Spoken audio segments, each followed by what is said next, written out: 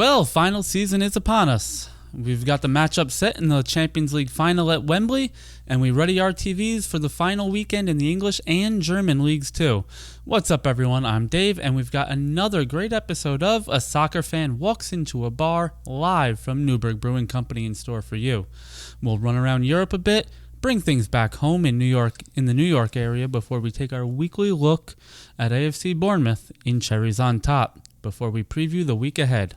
Stay tuned.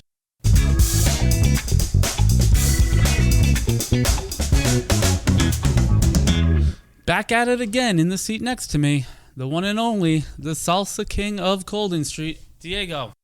How's the week been going for you? Good, man. What's up, everybody? Hope everybody else had a great week. The brewery's been popping.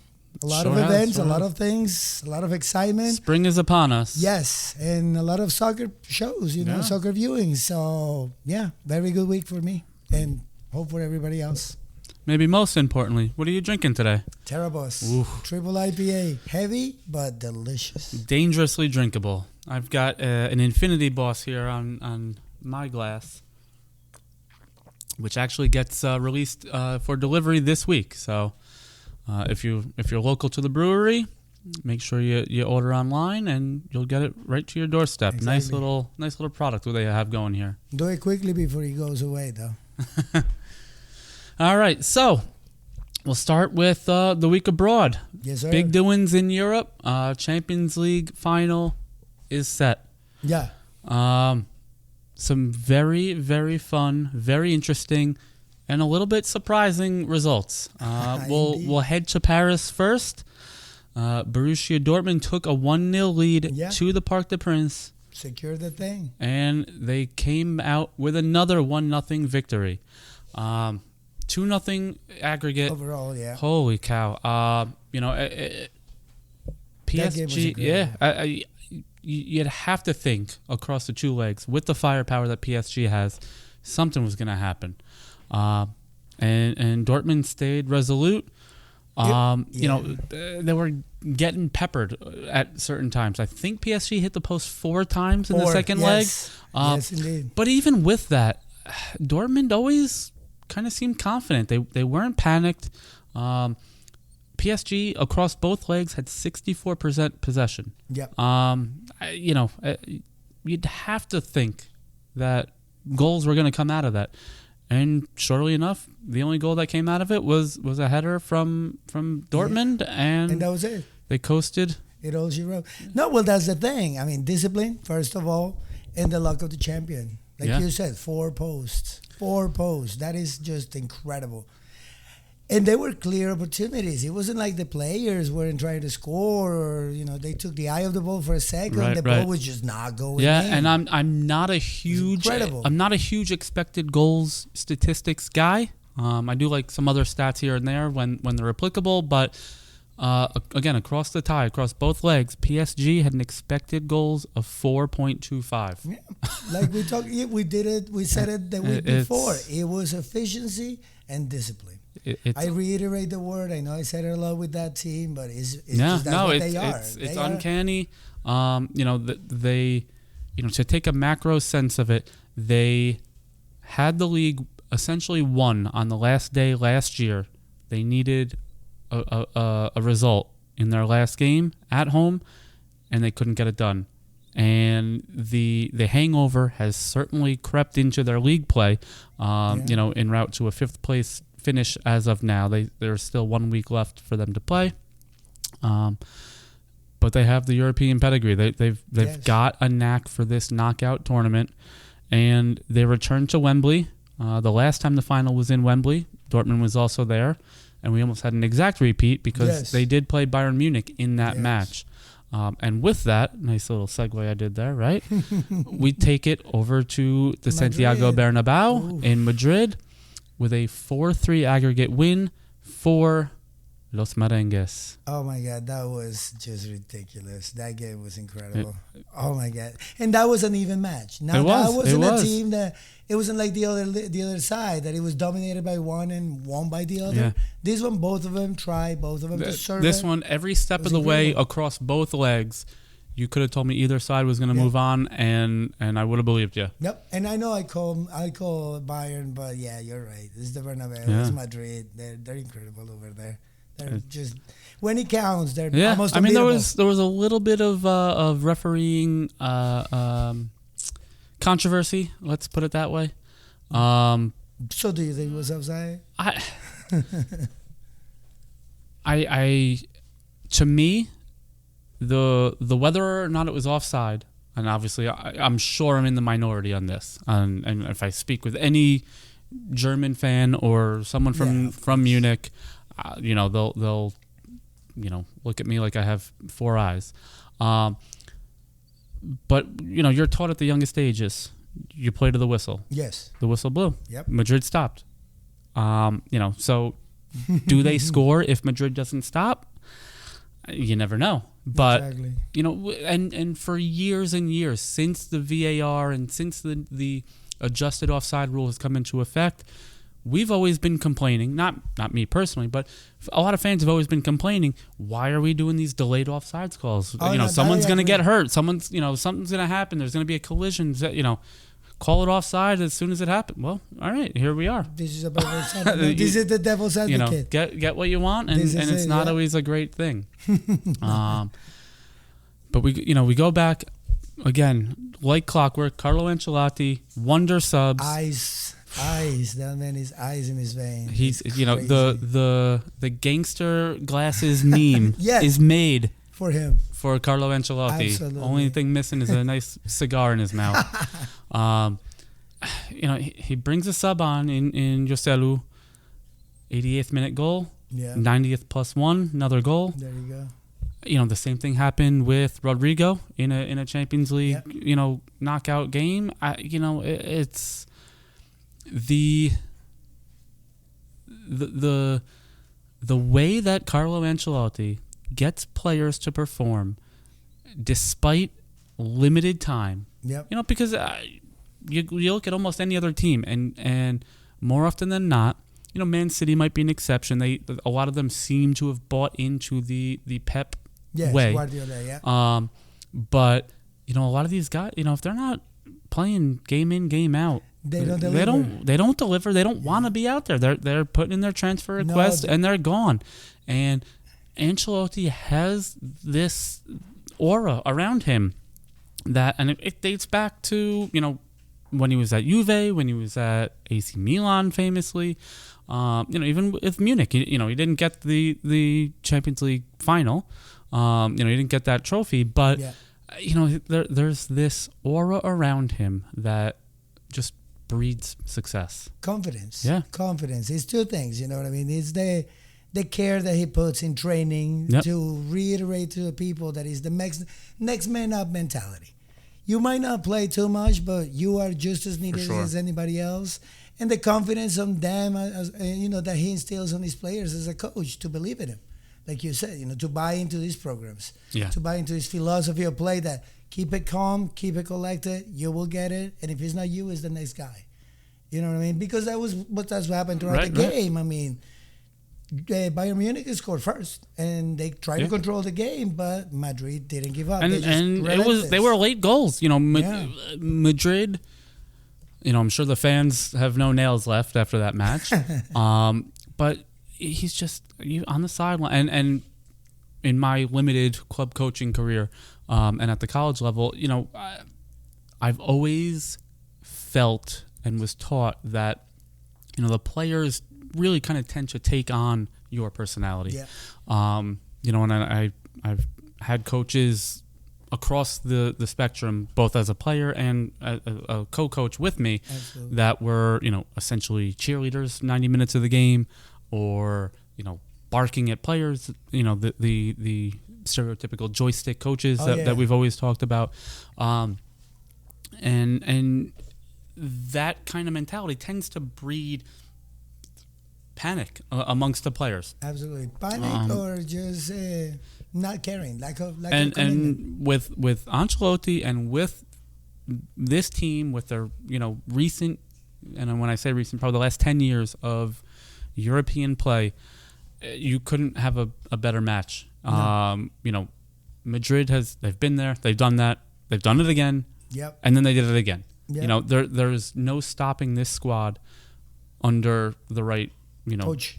Yeah, and Ancelotti fits that perfectly. He's, 86th, 87th minute.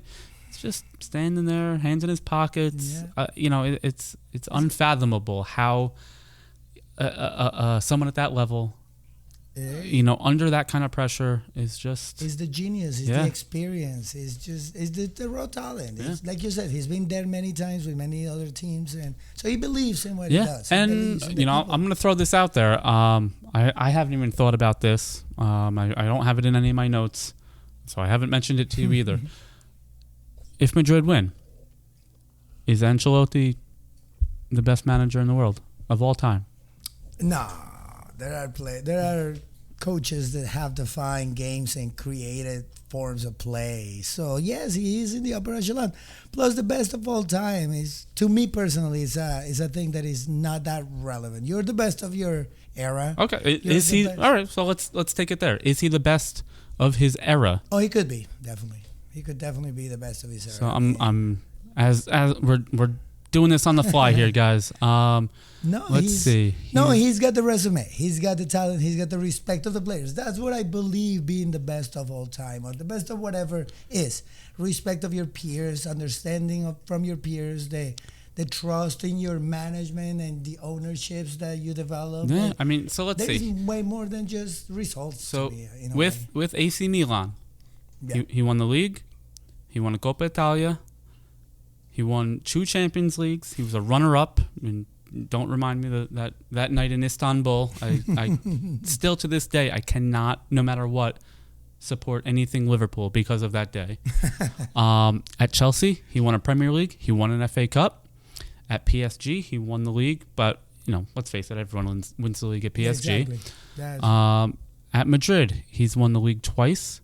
He's won Copa del Rey twice. He's won the Supercopa de España twice. Yeah. He's won Champions League twice, including the one that nobody else could get, La Decima. Yes. He's won Super Cups at Munich. He's won Bundesliga. He won the German Super Cup. Everywhere he goes, he wins. What is there left to win? The knocks will be that his time at Chelsea wasn't spectacular. Yeah. Okay. His time at Munich wasn't spectacular. But you know what? Even these quote unquote super clubs, only one team can win Champions League. Exactly. The fact that he's got all these credentials. I'm just scrolling and scrolling and scrolling. No, there's a big list, yes. And again, of his generation, yes, of all time, who knows? Again, the whole all-time situation is just a moniker for that. And sentimentally, that doesn't. I'm not even talking about any of his time as a player at Roma or Milan or with the Italian national team. And that's what it is. It's a career as a whole. He was a great soccer player. And that's something that we notice and we see nowadays with Guardiola, with all these new up-and-coming coaches. The best coaches are player coaches. So he knows the game. He's respected all the way around the game, and in all the levels, players, coaches, veterans, retired, no matter who you are, you like them. So yeah, maybe he qualifies as one of them, but he is not going to accept that title as it is. Well, here's another stat I'll throw out for you, not including this year. He's already got 4 Champions League titles. You know who else has 4 Champions League titles? No one. Pep Guardiola last year got his 3rd. Zizou, of course, 3 in a row with Real Madrid. Yeah. He's got 3. And Bob Paisley of the 70s and 80s Liverpool has 3. That's it for managers that have more than 2 titles. Oh, he's so ahead of the game on that. So if he gets to 5, when the next one is 3, and obviously who knows where Pep will be, and Man City with these alleged 115 breaches of financial PSR rules. Zidane, there's rumors abound every time there's a big opening, including the one at Munich. But we'll see who's going to catch him. I'm looking through this list now of managers that have 2. and I don't see any that are active. No, that's a number. That's a huge number. It's like the 10, Real Madrid. Of the managers that have 2 titles, the most recent one is Jupp Heynckes, who won, again, with Madrid in 98, and then he won the title with Munich at Wembley in 2013. So there's really... He's in a stratosphere. No pun intended here with our Infinity Boss stratosphere. All by himself. I know I'm biased with this with his history, but let's say for my money, he's got to be the GOAT. I could agree. No, with all the. Did I convince you? Did I convince you there? You have sold me on that. You have sold me. If only it were that easy. On that, there is many people. There is naysayers, and there is fans. Yeah. And at the end of the day, yes, he's been successful with many teams, but he has defeated many other teams. So it is what it is. It's subjective, and let's us agree that yes, you sold me on that one, and he does have the pedigree to be the best of all time. You heard it here, guys. I got him. All right. Well, let's flip the script a little bit now. Yeah. Because right now, us, just like everyone else in the world, it seems, that maybe outside of the city of Dortmund, has forgotten that Real Madrid actually does have to play someone in the final. What do we think of Dortmund's chances? Oh my God! I don't know. There is many rumors. There is many things that have been talked about. The discourse is not even about soccer anymore. No. It's becoming about money. It is. Like, the whole clause with the player. Now the Jude Bellingham stuff. Yeah. It's becoming just a circus, I want to say. It's becoming less and less about soccer because everybody assumes that Madrid is going to win. So I think Borussia Dortmund is building up. It's fueling up. That's fueling them up. Since the knockout stages started, for a lot of opponents, they've been the preferred draw. Yeah. Everybody wants them because everybody underestimates them. And everybody lost to them. Yeah. And speaking of former Dortmund players, much maligned across 2 clubs, both Dortmund and Nottingham Forest, if Dortmund win, Gio Reyna, American international, will get his Champions League medal. There you go. So he is due to be back at Dortmund next year, I believe, when the loan expires, but just a fun little tidbit there that we'll drop in for you. There's many ramifications with these finals. As incredible as it is, it's just, oh my God. So, we'll talk about this at length, for the next couple of weeks until the final, which we will have live right upstairs. But early predictions, what are you thinking? No, I mean, I'm in the boat with everybody. Madrid is just too good. But I was saying it last week, and we started talking about it during the game. The discipline that Dortmund have, and the ability of take that one opportunity and ride with it. And it's not like they don't attack. It's not like they don't play the game. They do play the game, but they just play it in a more efficient way. They don't waste energy. They don't waste time. They are very patient. But like we talk about Ancelotti, he knows what that is all about. He is the master of patience. So that's why I'm with Madrid on this boat, because of the coach. The better team, maybe not. The name of the players are much higher in Madrid, 100%. But like you said, Dortmund has demonstrated time and time again that the name doesn't matter when you have a good team chemistry. And maybe one of the big X factors, sorry to interrupt you there, but maybe one of the big X factors, will be, with this extended break, Madrid is hoping to get a few players back. Thibaut Courtois could be back in the goal for him. So we'll see that. I mean, that could be a factor right there. Yeah. But like we said, Dortmund wins 1-0. It reminds me of that World Cup with Spain. Yeah. You got to score the goal and just play the game afterwards. I literally, could see it being a 1-0 game or scoreless and going to penalties. Yep. At the same time, I could see, 3-1 through most of the game with the Madrid lead, and then, they just turn the screw and it's 5 or 6 by the end. The comparative qualities of both these teams, the strengths and weaknesses of both these teams, and you never know. And that's one of the great things about this game. Especially when I obviously being here in America, especially as well as I, we talk to a lot of non-soccer fans trying to convince them to this beautiful game. And one of the great things is Champions League in general, you have teams and clubs and leagues as a whole that kind of play a preferred style. Yes. And when you interact with these other styles throughout the year, it makes for a great matchup. It's not like, I'm just going to throw out the NBA or something.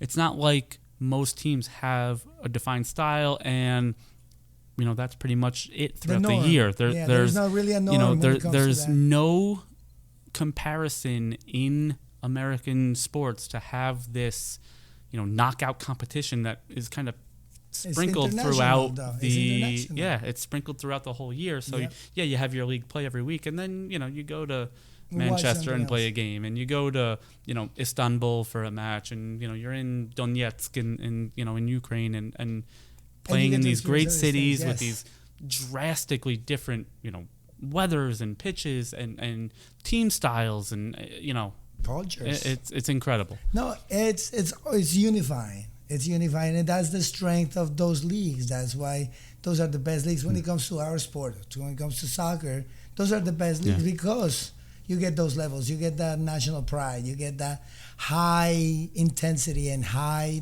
stakes games, not just for the players but for the countries themselves. Right. It's an incredible experience. Well, I think it goes without saying. You and I could talk Champions League final. We'll be here till 4 a.m. Till the cows come home. Man. So let's put that aside for now. We have several more weeks of lead up to it. We'll definitely be talking about and who knows? Maybe, what do you guys think? Maybe we'll do a Champions League special. Yeah. 1 hour or thereabouts, just Champions League. Maybe we'll get some guests in for the show, and we'll talk about it. But until then, we'll take a break here, and we'll be back for 100 miles from home. Cheers guys.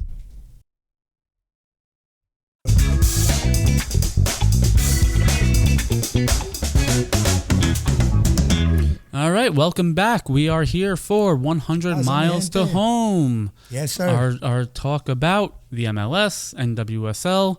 We have some lower level USL coming up mighty quickly. Next week, I believe, is the Hudson Valley Hammers opener. So we will certainly have some content with them as the summer approaches. We're looking forward to it. For those of you that know where we are, their home field's about 3 blocks away from us. So we try to make an effort to get to every game, do some interviews, and maybe bring some of the delicious beer over there. Maybe we'll have a Tyler Adams sighting there as well. Who knows? Let's go. But let's get right into it. So to kick off the weekend, we had Toronto FC hosting NYCFC. A lot of goals in this one. Yes. 3-2 final for NYCFC with a rare away victory. They lost their win streak, or their undefeated streak rather, last week, but they seem to be back on track. My weekly Moonsef Bakrar watch is still going. I have good news and I have bad news. The bad news is he did not score again. The quasi, I guess that's not even good news, but the quasi good news is he actually didn't play. So it's not like he went 75, 80 minutes without a goal again. Exactly. And look at the results. He traveled with the team. He did not feature in the squad in the 18, but he was listed with a training injury, lower body injury on Friday. So I have my qualms about Moonsef Bakrar. I don't wish bad health on anyone. I just wish he would not be in our starting 11 week after week. It's a thing. Maybe. Well, right now you got your kind of a wish, not a good wish. If you like me to say it, but he didn't play. Yep. The scores were there. The result was there. Knows, maybe this is the turning point that nobody wanted, or they didn't want it, but it's happening. Get your tinfoil hats on. Maybe there was no injury, and they're just saying that. What do you call it? Gamesmanship. There you go. That's a word that's been thrown around lately. Gamesmanship. That's crazy, though. But hey, who knows? Maybe that's what happened. Yep. We don't want whatever it is. He didn't play. Maybe he's taking a break. He's re-energizing himself. Maybe coach was listen, like, listen, I love you, man, but this is it. We've been saying for literally weeks into months that maybe the best thing for Bakrar is to get some time off the field, recharge the battery, the mental battery, maybe more than the physical battery. Get into a little bit of a rotation and see what happens. Yeah, late in the match, there was a little bit of a fracas, a second half red card from Federico Bernardeschi, and then post-match, an absolute brawl. And one of the main players involved, Sean Johnson, Toronto FC and former NYCFC MLS Cup champion goalkeeper, was right in the thick of it. And some pretty, we'll say, interesting words from John Herdman after the match. We're generally not here to comment on allegations, and as of now, they are just that. But let it be known that if more comes of this story, we'll do our best to report back to you with some inside information as best we can. But at this point, no sense in making a mountain out of a molehill. Exactly. If there are investigations to be done, that'll come from MLS, and that'll be it. Exactly. Let's not put any more words in people's mouths, exactly. as they say. Exactly. All right. So, a good week overall for MLS sides in the Hudson area. In general, Red Bulls hosted New England Revolution, a big 4-2 victory, despite only 33% possession. And only 6 shots on goal, but the Red Bulls somehow managed 4 goals. I know, that's kind of in their DNA. They've for really since the Red Bull takeover, they've been a counterattacking team. That's the Red Bull way. Yep.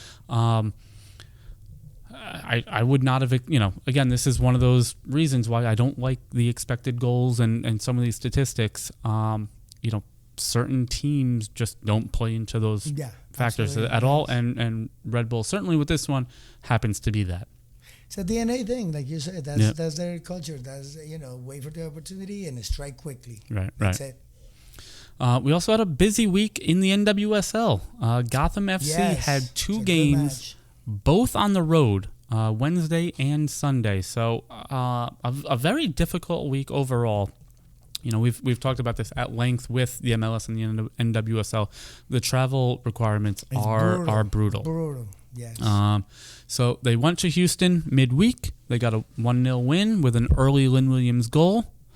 And I don't want to say packed it in, but they certainly made sure they secured that game. Yep. And then going further out west to San Diego, they got a 1-1 draw. Ella Stevens scored in the 25th minute, and a Hannah Lundqvist goal in the 64th brought them level. But, I got to think that Gotham fans and Gotham front office and players are happy with 4 points out of 2 away matches in a week. I mean, we talked about it. We really talked about it last week about how draining it is, how exhausting it is. But if you can get results, these makes your season. These turns everything all around. Naysayers start believing. Believers get hype. Players get hype. You get continuity. And now that you can deliver in these extenuating circumstances, as they say. And the whole Texas game. I mean, they went away. It was far away. It was hot. It was crazy. And they needed to preserve energy. I believe that they just played it smart. Yep. At that point, you just got to know that if you have the result, you cling to it. You know what I mean? And you keep going. It's all a matter of points, too. For sure. This was a situation that was excellent for them. I'm extremely happy. I got to watch the Sunday game with you here. Yep. And, it was incredible. It was a great, great thing that just happened. And but, we'll see. Yeah, and we'll see how it goes. Good news long term for our Gotham fans. Rose Lavelle did appear in both matches. Yes. Seems to be gaining fitness, and hopefully, before long, we'll see her feature in a 90-minute match. No, that will be great, man. I can't wait. She plays well. She does. Well. She wants to take players. There's 2 players that I've always admired on the U.S. women's side, and it's Rose Lavelle and Tobin Heath, and they seem to want to make their opponents look bad. They want to go at a player, they want to beat them 1v1, and that's even on the men's side. That seems to be something from an American standpoint that has always been missing from our players. Is that they don't play in the streets like they do in South America or in some of the the smaller neighborhoods in Europe. So you don't have that want to just get in there and make your buddy look bad for a minute, meg him, score a funny goal, and then talk smack to him the rest of the night. We don't have that here. And it's good to see, refreshing to see. Yes. Both of us, obviously, you were born there. I've been down to South America several times to watch games and that's a facet of soccer that needs to come here. Yeah. The religious part of soccer, the life, kids just gathering on a corner and just playing with whatever is in their hand. Kickball, as they call it here. Just straight up, just turn kickball into soccer. That's all we need to do. So until we have Hudson Valley Hammers appearing, that will be the end of our 100 Miles to Home feature. We'll be right back with a little bit on AFC Bournemouth with Cherries on Top. Amen. Stay Don't here. go anywhere.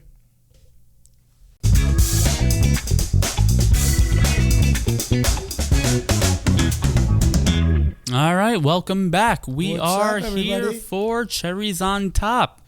For those of you that have seen the show before, you might notice a new prop on the table here.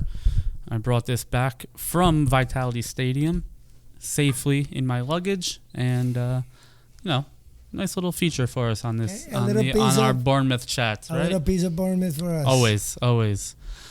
So Bournemouth hosted Brentford in their last match of the year at the Vitality Stadium. They'll be on the road next week at Chelsea in London, and a lot of action late in this match. Yes.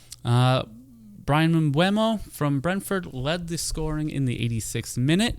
Not to be outdone, Dom Solanke, after having an earlier goal disallowed for offside, handball rather, Dom Solanke scored in the 89th, and just when we thought the spoils would be shared, Wissa score in the 90th plus 5 minute, and Bournemouth were hard done. By the letter of the law, that handball, bringing the goal back, is the right call. Yeah. It doesn't make our Cherry fans any happier about it. But it is what it is. It is what it is. It's an end of the season match.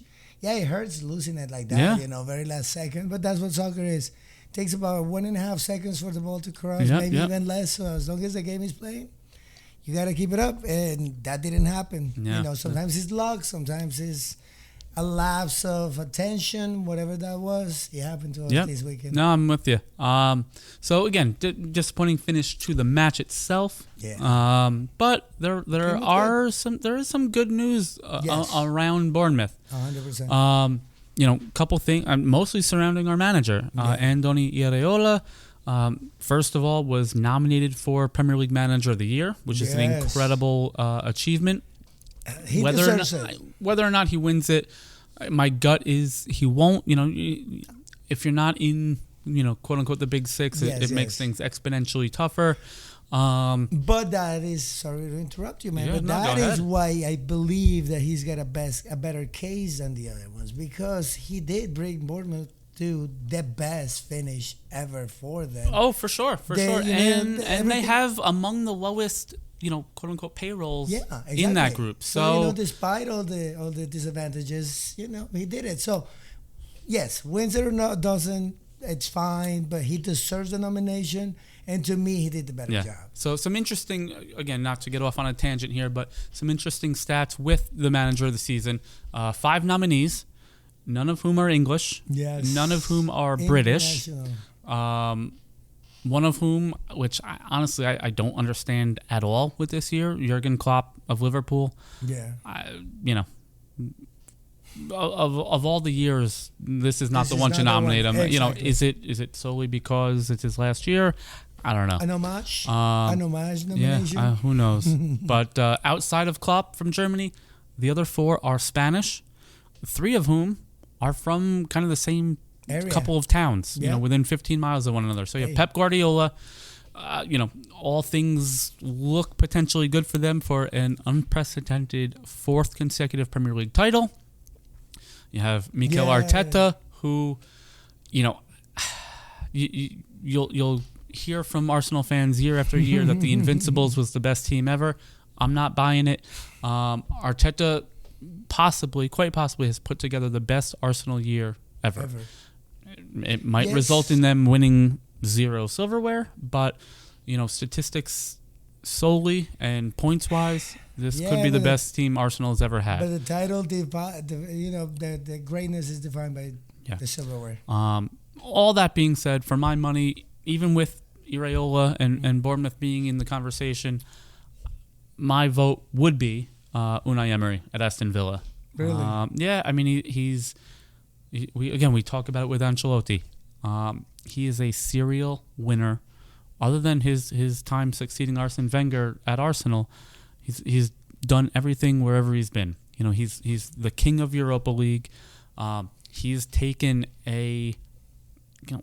realistically not a great squad at Aston Villa, and where are they? They're in 4th place. They have a 5-point lead over Tottenham for that last Champions League spot. This is an incredible season.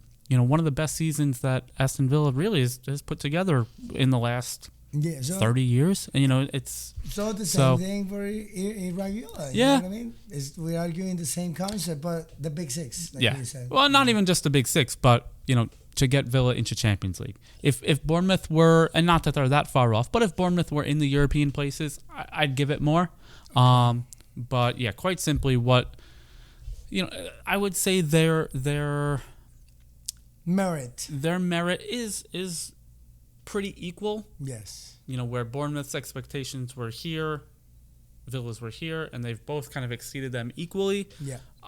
Aston Villa to be in Champions League next year, I think you got to give it to Emery for that. I think it might be a delay situation. If they do well in the Champions League, now it's irrefutable, and it might be one of those things that you earn it and you get rewarded afterwards. Yeah, well, I mean, the Premier League hasn't fared so well in Champions League or most of Europe this year, so we'll see if they can buck that trend next year. Keeping on the Andoni Iraola track, though, it was also just announced that he signed a contract extension. So that was a huge worry among the Bournemouth faithful and the fans. Yes.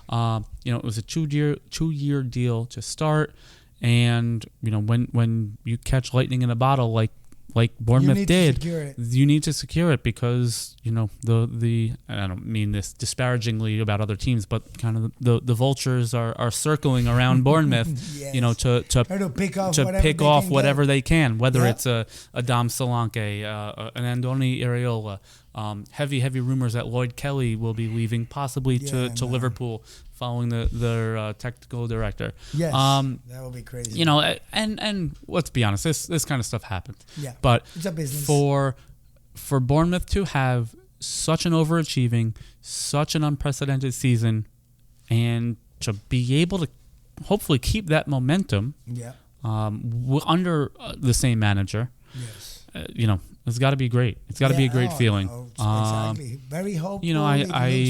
We actually had on Saturday morning, we had a Bournemouth fan from Jersey drive an hour just to come here and watch the game, and we were chatting, and we were talking about, the potential of Dom Solanke leaving.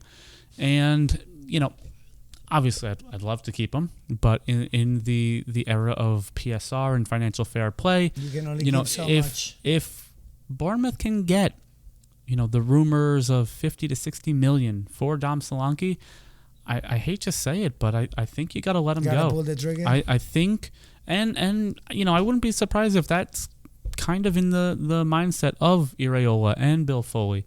They went out in the winter window. They brought in Enes Unal, who Iraola is familiar with from his time in La Liga. He's a bigger, broader forward.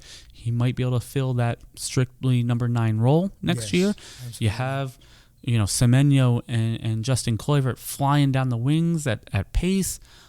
So maybe, the steps are already in place. Maybe, they might fight it. They might drive a hard bargain and hopefully get, a good value on him. Yeah, exactly. But, that 50, 60 million can go a hell of a long way to help strengthen that squad for, like we just talked about, for that European push next year. That would be sweet. You know, yeah. and no, it's a business move. It's business at the end of the day, and they know what they have, and they will try to take advantage of it to its most potential. Right. So yeah, no, I agree with you. I understand the situation. No, and again, I want to see him stay here forever. You know, I want Big Dom banging in 20, 30 goals a year. That would be sweet. Playing for Bournemouth, playing for England. You know, I still have hope that he'll make the Euro squad, but you know, we'll see what happens. Yeah, they'll get there. But right now, business are first. I mean, he building up is important. They played against Brentford, played against Ivan Toney. One of them scored, the other one didn't. So, you know, it generally speaking has been, you know, among three players for those spots. It's Solanke, it's Ivan Toney, and it's Ollie Watkins. Ollie Watkins for Aston Villa under Emery, you know, to go back to him, has been playing lights out this year. Yes. You know, even when he's not scoring goals, he's getting involved. He's doing great things. So all credit to Ollie Watkins. He deserves to be on the England squad. I personally don't see it from Ivan Toney, but obviously we're maybe a little bit biased with our Bournemouth feelings. Absolutely. All right. So we will actually cut cherries on top a bit short this week. We're not going to talk about next week's match because we'll bring that into our What's on Tap segment, which is coming right up, with every single English League game playing at the same exact time. We'll be right back to talk about them all. Cheers. Cheers.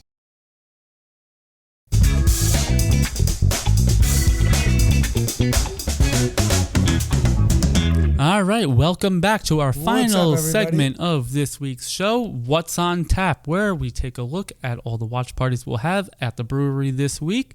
And, you know, this week is very interesting in that the last week of the English season, all the matches, to prevent any, you know, extra knowledge from pervading throughout, they do what's called Championship Week, where every match will kick off at 11 a.m. Eastern time. I love it. Yes, I love that situation. The MLS has done it now for years, what they call Decision Day. And I hate to say it from a competitive balance, but I actually enjoy when, as some of you may know, I have season tickets to NYCFC.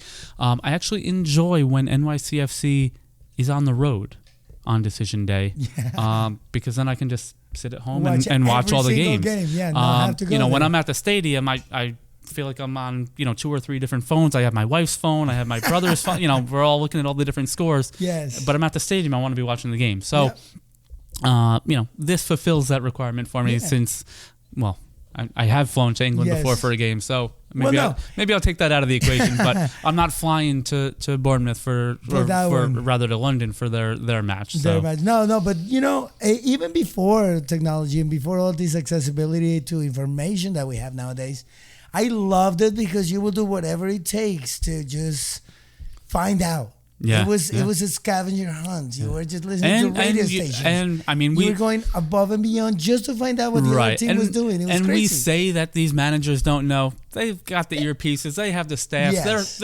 The fans 5 rows back are yelling down to them, "Hey, Tottenham scored! Tottenham scored!"